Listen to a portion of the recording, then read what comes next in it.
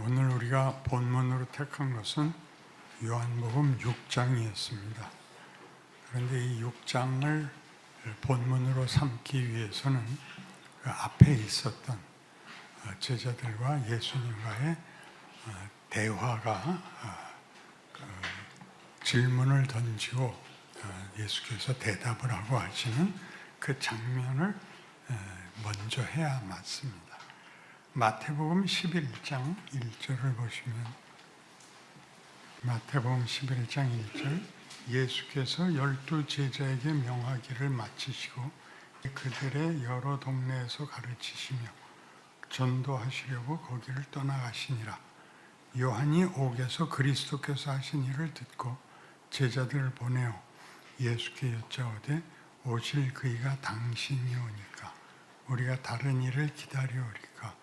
예수께서 대답하여 이르시되 너희가 가서 듣고 보는 것을 요한에게 알리되 맹인이 보며 못 걷는 사람이 걸으며 나병 환자가 깨끗함을 받으며 못 듣는 자가 들으며 죽은 자가 살아나며 가난한 자에게 복음이 전파된다라. 그리고 6절이 누구든지 나로 말미암아 실족하지 아니하는 자는 복이 있도다라는 말을 붙이십니다. 그러니까 세례 요한은 예수님 앞에 먼저 태어나서 예수를 증언해야 되는 사람이었는데 요한의 기대하고도 메시아가 자기가 예상한 것과 다른 사역을 하는 걸 보고 놀랬다는 장면입니다. 그러니까 세례 요한까지 합쳐서 다 로마로부터의 해방, 그 나라의 독립을 기대하고 있었는데 예수님은 오셔서 그 조건 속에서 로마의 지배 속에서 그래서 이스라엘 백성들은 마치 로마의 하인들이 된 것 같이 종이 된 것 같은 그 조건 속에서 예수님이 이 일을 하고 있다 하는 것을 저들은 이해할 수가 없었던 것입니다. 현실을 사는 우리에게도 예수를 믿으면 어떤 특혜가 있을 줄로 생각하는데 특혜는 없고 의심만 많이 생기고 그리고 끝에 가면 에라 모르겠다로 끝나는 그런 신앙생활을 하지요. 이 가서 보고 들은 것을 얘기해라가 전부 뭐죠? 맹인이 보고 못 걷는 사람이 걷고 나병 환자가 깨끗함을 받고 못 듣는 자가 들으며 죽은 자가 살아나며 가난한 자에게 복음이 전파된다라. 이걸 하나로 묶으면 무슨 예수님이 자신의 사역을 제대로 하고 있다는 걸 무엇을 보려는 건가요? 한마디로 단어가 하나 없을까요? 회복입니다. 회복. 병으로부터의 회복, 종살이로부터의 회복, 회복을 얘기하고 있죠. 맹인이 보고 귀신이 쫓겨나고 전부 회복입니다. 그러니까 예수님이 구원하러 오셨다 그럴 때 우리가 제일 많이 오해하는 것이 나는 천국 가고 너는 지옥 간다 이런 이분법으로 자기를 확인하지 마시고 예수를 믿으면 존재와 성품이 어떻게 변하는가가 있어야 되는 것입니다. 그건 예수가 십자가에 못 박히는 걸로도 아주 크게 그 절정을 이룹니다. 오죽하면 베드로가 막아섰었겠습니까? 나 잡혀가서 죽어야 된다. 안 됩니다. 사탄아 물러가라. 이렇게 됐는데요. 그러니까 가장 큰 욕을 먹었는데 그래서 그 모든 수모, 고통, 왜곡을 다 당하시고 돌아가십니다. 십자가를 지고 돌아가십니다. 그러나 그게 뭘 하는 거라고요? 회복을 하는 거라고요. 예수의 십자가 사건이 죄인된 인간을 구원하는 구원 행위였다 하는 건 우리가 다 알고 있습니다. 그런데 그것이 왜 이런 식으로 되어가지고 우리로 뭐라 그래야 돼요? 좀 불만이고 낙심이고 하는 일이 생기는가 하는 것이 이제 신자들의 공통된 그 서운함입니다.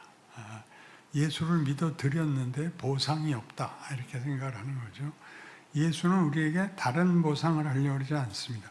건강이나 유명세나 성공이나 이런 걸 주려고 하는 게 아니라 예수가 오셔서 보이신 것 같이 이 회복, 인간이 원래 뭐가 되어야 되는 거였던가를 이제 밝히고 있는 것입니다.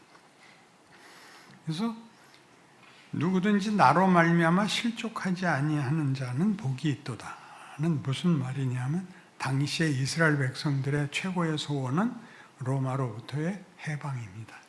독립하는 것입니다. 그러니까 메시아가 오면 권력의 차원에서 로마 권력에 눌려있던 우리를 해방시키고 적을 물리치고 그렇게 할렐루야를 부르게 될 것이다 라고 예상했는데 메시아라고 인정받은 이가 십자가에 죽어버리는 바람에 가장 수치스럽고 모욕적인 그 벌이죠. 십자가에 죽는다는 것은. 그걸 예수님이 기꺼이 그 짐을 지십니다. 이 문제에 하나 우리가 살펴볼 게 9절 말씀 보시면 로마서 5장 1절로 갑시다.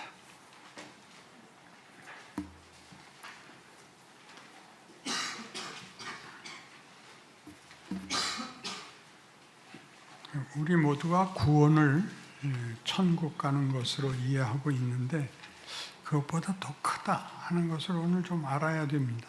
로마서 5장 1절부터 읽겠습니다. 그러므로 우리가 믿음으로 의롭다 하심을 받았으니 우리 주 예수 그리스도로 말미암아 하나님과 화평을 누리자. 또한 그로 말미암아 우리가 믿음으로 서 있는 이 은혜에 들어감을 얻었으며 하나님의 영광을 바라고 즐거워하느니라. 다만 이뿐 아니라 우리가 환난 중에도 즐거워하나니 이는 환난은 인내를, 인내는 연단을, 연단은 소망을 이루는 줄 알미로라. 자, 예수로 말미암아 구원을 받았습니다. 그 받은 구원은 하나님과의 관계의 회복이며 동시에 여기 나오는 것 같이 환난이나 인내나 연단이나 소망 같은 것들은 아직 완성되지 않은, 그건 기다려야 되는 것으로 소개되고 있습니다. 그러니까 예수를 믿으면 뭐가 된다고요? 인간이 원래 하나님의 창조했던 인간으로 회복이 된다고요. 그 회복의 가장 큰 게 뭐냐 하면 자기 자신이 누군지를 알게 돼요.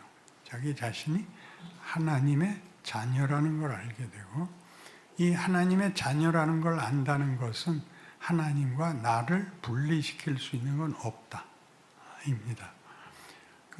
우리 인간사에서 가장 강력한 연합이 뭐냐 그러면 혈육이죠. 혈육이 가장 강력한 연합입니다. 그래서 이 문제가 로마서 5장 1절 이하에서 본 바와 같이 이렇게 예수를 믿어 의롭다 하면 다 되는 게 아니라 그 후에 환난과 인내와 연단과 소망이 있다. 이 소망은 목적지고 결론입니다. 소망이 부끄럽게 하지 아니하면 우리에게 주신 성령으로 말미암아 하나님의 사랑이 우리 마음에 부은 바 됨이니 우리가 아직 연약할 때 기약대로 그리스도께서 경건하지 않은 자를 위하여 죽으셨도다.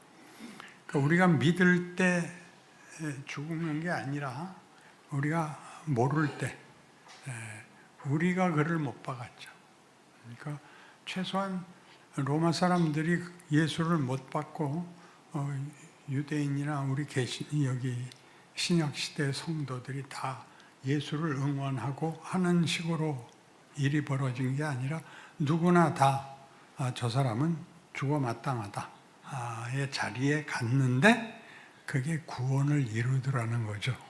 그러니까 쉽게 예수 믿으면 천당 가고 안 믿으면 지옥 간다는 식의 이분법은 너무나 뻔합니다. 너무나. 천국은 뭐고 지옥은 뭐냐? 천국은 하나님과의 관계가 회복된 자리에서의 삶이고, 지옥이란 하나님이 없는 곳에서의 인생의 삶이라서 거기에는 고통과 수치밖에 있을 수밖에 없다. 이렇게 이제 나누고 있습니다. 그래서 이 소망이 부끄럽게 아니하면, 예수를 믿고 나서 그 다음에 뭐가 벌어지냐 하면 평화와 만족이 오는 것이 아니라 환난이 오고, 환난이 인내를, 인내가 연단을, 연단이 소망을 이룬다.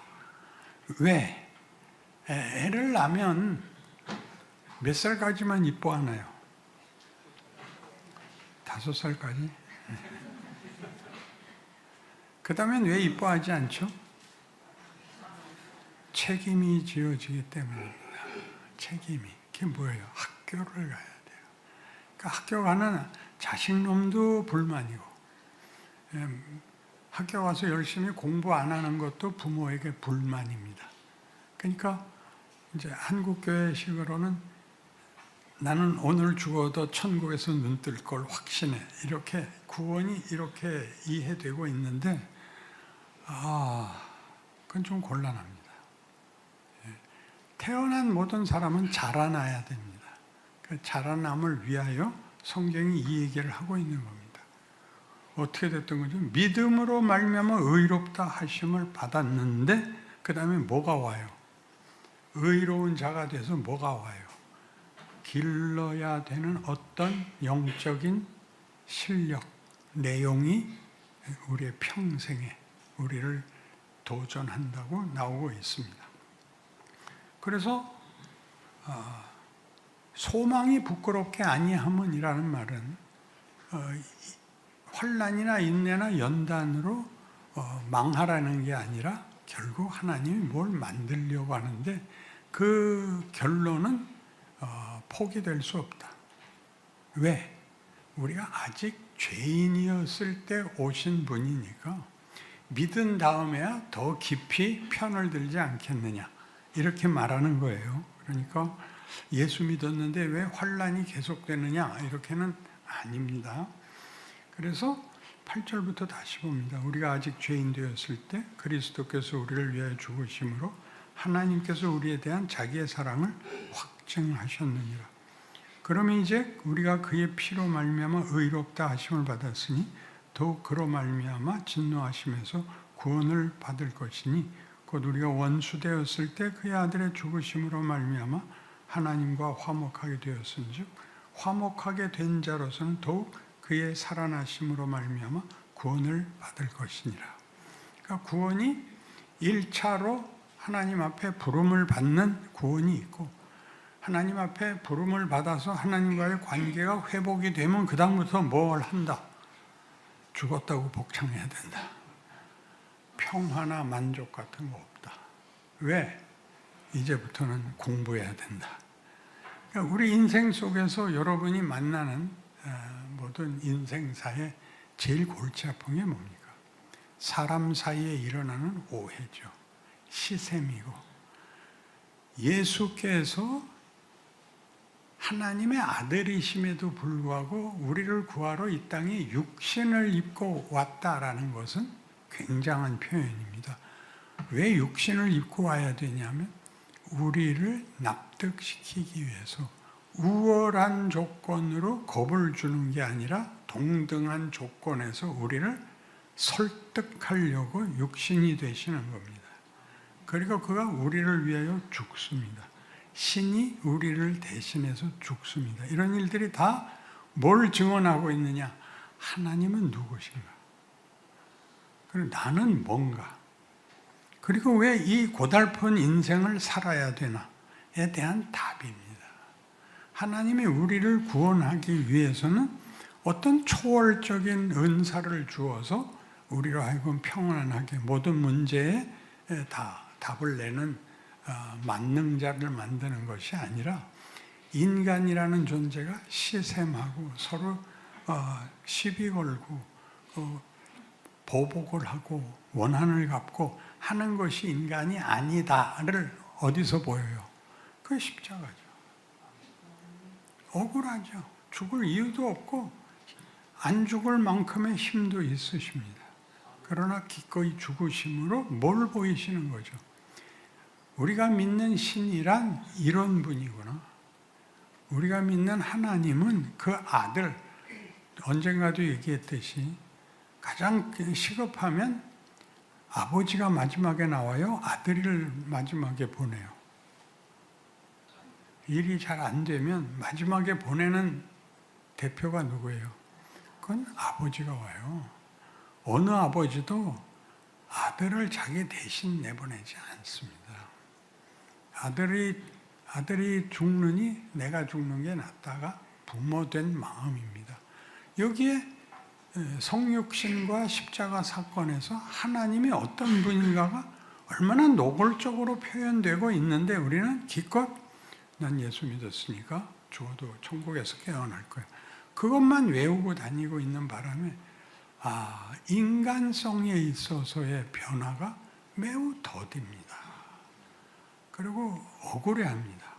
여러분들에게 특혜가 없는 것이 억울하고 하나님께 불만입니다. 그래서 가끔 나오는 얘기지만 나갔다가 죽기 5분 전에 회개하고 천국 가자.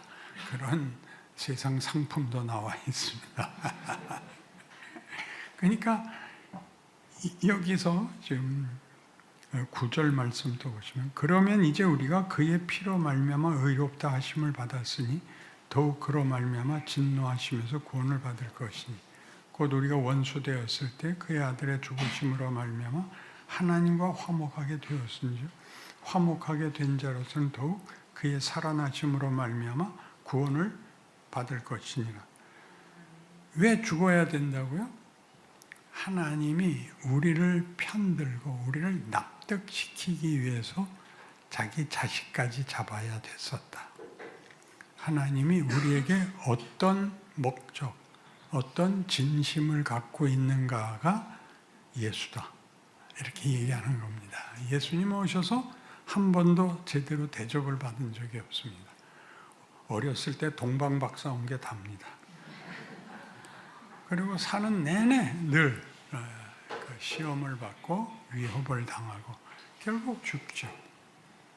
그가 죽음을 받아들임으로써 그의 부활이 사망을 이기는 그 길이 됐죠. 사망이 끝이었는데 예수께서 우리 손에 죽으심으로 그 죽은 자리에서 부활하심으로 사망이 최종 결론이 아니다. 그러니까 증명이 됩니다. 그래서 예수가 부활을 사망으로 만들 수 있다면, 사망 속에서 부활을 만들 수 있다면 우리에게 일어나는 어떤 일에도 불구하고 우리들의 결론은 하나님이 그 아들을 보내실 때 가지셨던 웅대하고 놀라운 내용이다. 이렇게 우리로 믿게 하는 것입니다. 그런데 이제 이런 구원을 논할 때마다 피가 등장을 해서 요한복음 6장으로 가시면 요한복음 6장 53절입니다. 오늘 본 본문이죠. 53절부터 58절까지 우리 함께 읽읍시다. 예수께서 이르시되 내가 진실로 진실로 너희에게 이르노니 인자의 살을 먹지 아니하고 인자의 피를 마시지 아니하고 너희 속에 생명이 없느니라.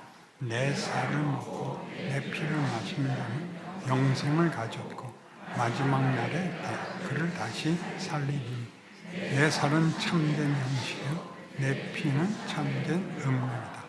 내 살을 먹고 내 피를 마시는 자는 내 안에 거하고 나도 그의 안에 거하리니 살아계신 아버지께서 나를 받으리. 내가 아버지로 말미암아 사는 것 같이 사람도 나로 말미암아 살리라. 이것은 하늘에서 내려온 떡이니 중생이 먹고 죽은 그것과 같지 아니하여 이 떡을 먹는 자는 영원히 살리라. 놀라운 선언입니다. 예수께서 나를 먹어라, 마셔라 이게 무슨 뜻일까요? 그러니까 우리라는 존재가 예수로, 우리 존재가 예수로 모든 게 바뀌어야 된다는 겁니다. 그걸 윤리도덕적으로 생각하지 마시고 신이 우리를 대등한 관계로 우리를 만드셔서 자유를 주셨고, 자유 선택권을 우리가 가지고 무엇이든지 할 수 있었는데 그때 범죄함으로 벌을 받게 되고, 그러나 이제 예수로 말미암아 예수가 자발적으로 십자가를 지는 것으로 우리를 구원해내는 것 같이 우리로 사망을 이기고 부활 생명으로 들어와라 라고 얘기하는 게 신약 성경에 반복되는 얘기입니다. 서신서마다 새 계명이라는 단어, 새 사람이라는 단어 같은 것들이 등장하는 것은 이제 너희는 세상 사람들, 하나님 모르는 사람들이 하는 경쟁과 승부의 자리에 있는 것이 아니라 모두를 끌어안는 자리에 있어야 된다. 모두를 위해서 네가 죽어야 된다. 이렇게 얘기하고 있습니다.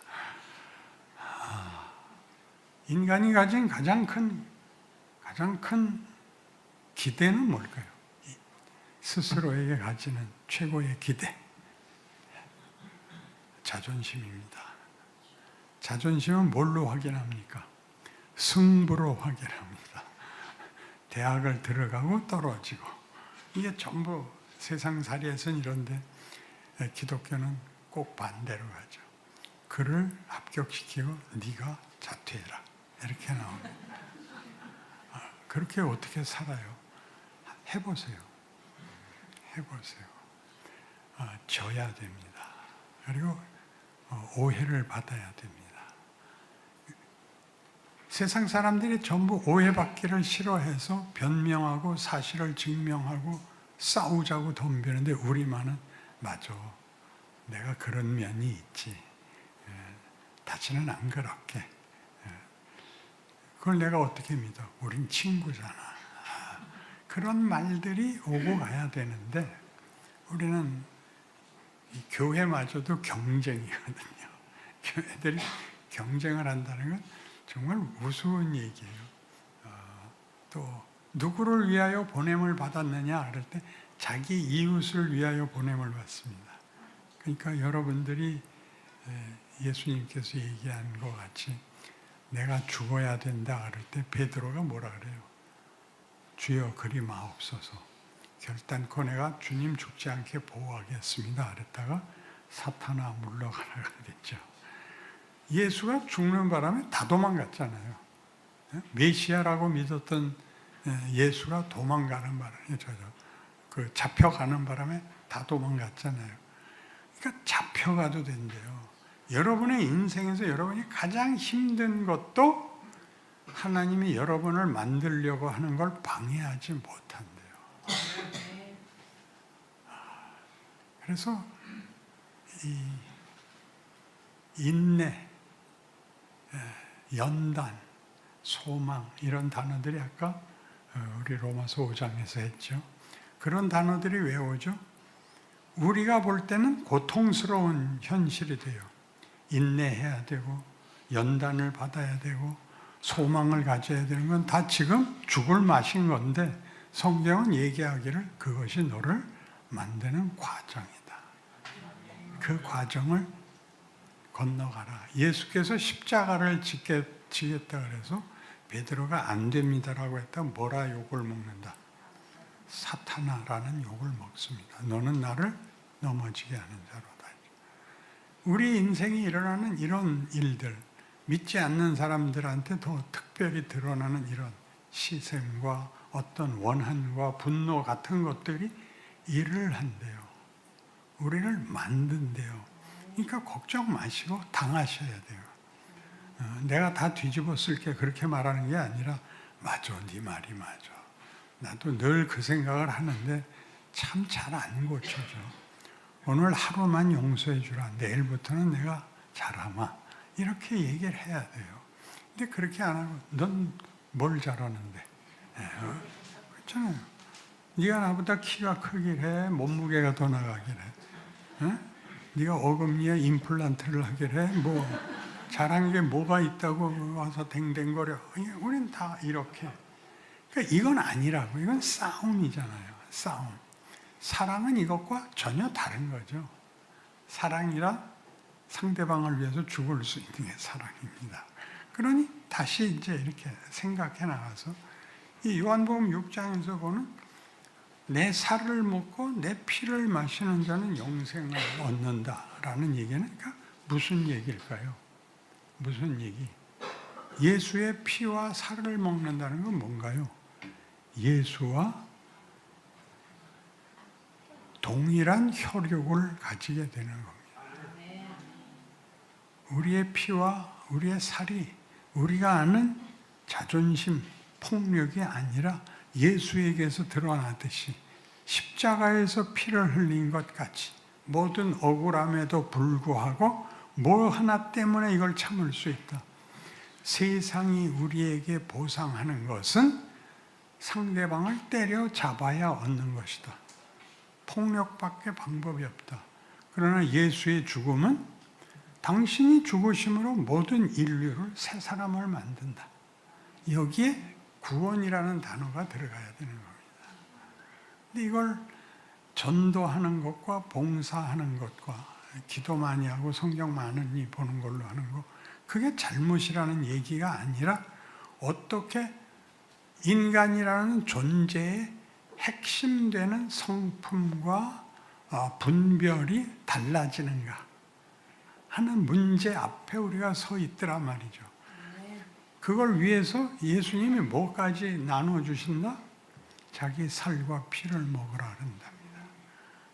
아까도 얘기한 것 같이 나와 동일한 혈육이 되자. 내가 이렇게 산 것 같이 너희도 이렇게 살아라를 내 살을 먹고 내 피를 마시라로 나와서 우리 성찬식 할 때 그렇게 하잖아요. 이것은 너희를 위한 내 살이다. 이것은 너희를 위해 흘리는 바 언약의 피다. 이렇게 얘기합니다. 그 인생을 사셔야 됩니다. 아멘 안 한 사람들 얼굴 기억하는 중입니다. 다른 종자가 되는 거예요. 다른 종자가. 세상이 감당치 못하는 종자가 되는 것입니다. 그래서 요한복음 17장에 가면 요한복음의 큰 특징이 뭐냐면 예수를 믿는다, 구원을 얻는다라는 것이 도대체 뭘 말하는 것인가? 그러니까 천국 가고 지옥 가고의 이분법이 아니고 17장 1절 예수께서 이 말씀을 하시고 눈을 들어 하늘을 우러러 이르시되 아버지여 때가 이르렀사오니 아들을 영화롭게 하사 아들로 아버지를 영화롭게 하게 하옵소서. 아버지께서 아들에게 주신 모든 사람에게 영생을 주게 하시려고 만민을 다스리는 권세를 아들에게 주셨음이로소이다. 영생은 곧 유일하신 참 하나님과 그가 보내신 자 예수 그리스도를 아는 것이니이다. 아버지께서 내게 하라고 주신 일을 내가 이루 아버지를 이 세상에서 영화롭게 하였사오니 아버지여 창세전에 내가 아버지와 함께 가졌던 영화로서 지금도 아버지와 함께 나를 영화롭게 하옵소서. 이 예수님의 이 기도의 핵심은 뭐죠? 예수가 와서 당한 모든 것이 아버지를 영화롭게 하는 것이었다는 겁니다. 우리는 승부 세계에 살고 있기 때문에 수단 방법을 가리지 않고 이겨야 됩니다. 예수님은 지십니다. 기꺼이 지십니다. 용서를 몇 번 하라고요? 70번씩 7번 하라고요. 그렇게 우리를 가르칩니다. 우리는 우리가 몸담고 있는 이 현실이라는 컨텍스트 속에서 그렇게 하면 진다는 걸 알기 때문에 우리는 예수를 제대로 믿을 수가 없습니다. 예수를 믿는 것도 권력과 승부에 필요한 것이어야지 이렇게 죽어나가는 거라면 아무도 따라오지 않을 것입니다. 그렇죠? 그러나 따라오셔야 됩니다. 제가 나이 드신 분들에게 특별히 간곡히 부탁하는데 나이가 들어보니까 어떻습니까? 승부가 다 의미가 없습니다. 이긴 게 값이 나가는 게 없습니다. 져야 됩니다. 우선 자식들한테 줘야 되고 남자끼리만 얘기합시다. 마누라한테 줘야 됩니다.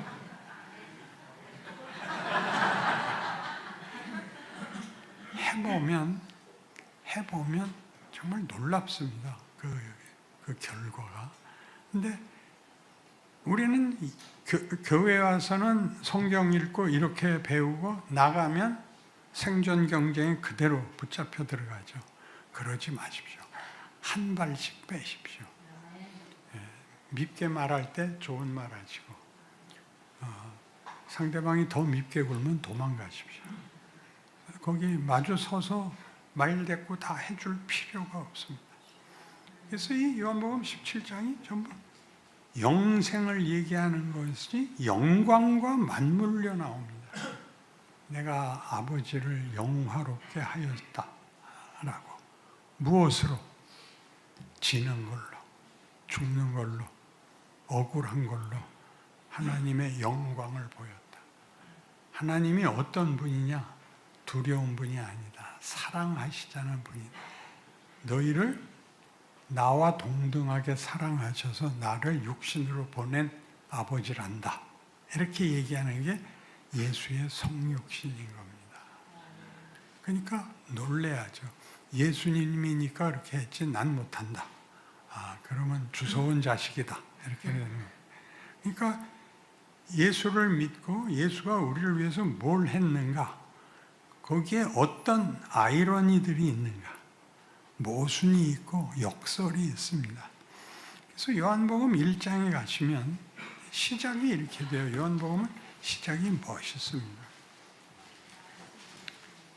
1장 1절 태초에 말씀이 계시니라. 이 말씀이 하나님과 함께 계셨으니 이 말씀은 곧 하나님이시라. 그가 태초에 하나님과 함께 계셨고 만물이 그로 말미암아 지은 바 되었으니 지은 것이 하나도 그가 없이 된 것은 없느니라. 그 안에 생명이 있었으니 이 생명은 사람들의 빛이라. 빛이 어둠에 빛이 되어 어둠이 깨닫지 못하더라. 이 앞에 나오는 이 서원은 전부 예수를 가르치고 있습니다. 예수가 누구신가? 어떤 분인가? 해서 14절 가면 결론이 나와요. 말씀이 육신이 되어 우리 가운데 거하심에 우리가 그의 영광을 보니 아버지의 독생자의 영광이요 은혜와 진리가 충만하더라입니다. 말씀이 육신이 돼요.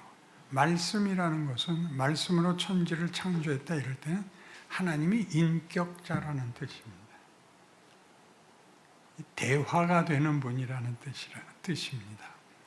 그래서 기독교인들에게는 하나님이 말씀을 줘놨죠. 성경을 줬죠.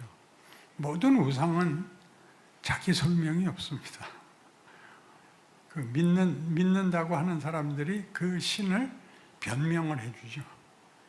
그 우상들은 자기 설명을 못하는데 우리는 구약 내내, 신약 내내 하나님이 어떻게 당신이 하나님이요 믿음의 대상인지를 다 읽을 틈이 없게 많이 빼곡히 역사로 그리고 서신으로 여기 남겨놓았습니다. 그 말씀이 왜 육신이 돼야 되죠? 왜? 상대가 되려고. 상대가 돼야 대화를 할 거 아니에요. 그러니까 우리와 방불한 조건 속에 옴으로써 우리가 이분은 나보다 특권을 가져서 기도도 응답받고 인생도 살만하다 그렇게 말하고 싶은데 여기는 우리 때문에 자기 죄가 아니라 우리 죄를 인하여 이 고난을 당한단 말이죠. 그리고 이것은 순전히 우리의 자격에 대한 보상이 아니라 신이 우리에 대해서 가지는 혈육 사이에서의 사랑이요, 정이요, 책임이더라 말이죠. 이게 말씀이 육신이 되어 우리 가운데 거하시면 우리가 그 영광을 보니 그걸 영광이라 그래요. 인간이 상대를 끌어안는 것보다 큰 영광은 없습니다. 용서보다 큰 영광은 없고 용서보다 더 큰 건 뭐가 있나요? 사랑이죠. 용서하는 걸로 끝나는 게 아니라 끌어안고 함께 목숨을 거는 거죠. 그것이 성경이 우리에게 하고 싶은 얘기입니다. 교회 다닙니다. 가 아니라 사람이 변해 있어야 됩니다. 쉽지 않습니다.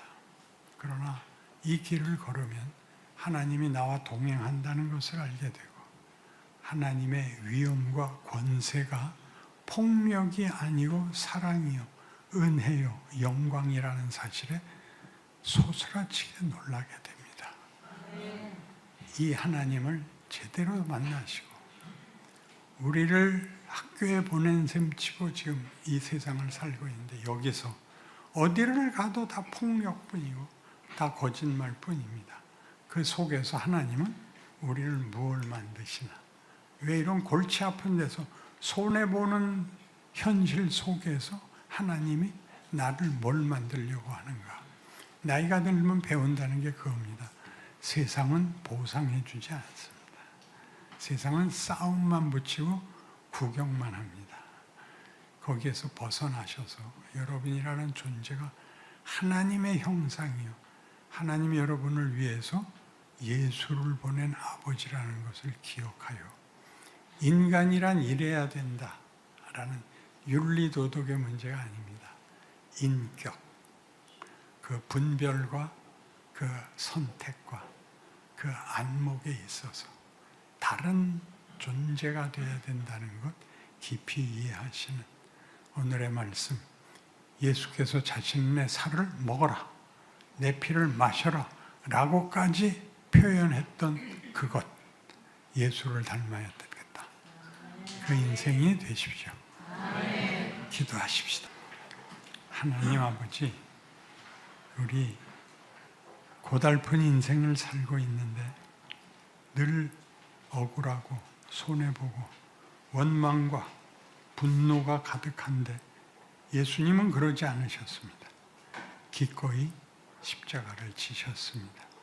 그 사랑, 그 용서, 그 자비, 긍휼, 우리를 향한 아버지의 사랑을 깨우치게 하사 나를 만나는 사람들 앞에 주께서 얘기한 것 같이 우리가 빛이고 소금이고 생명이고 영광이 되게 하옵소서.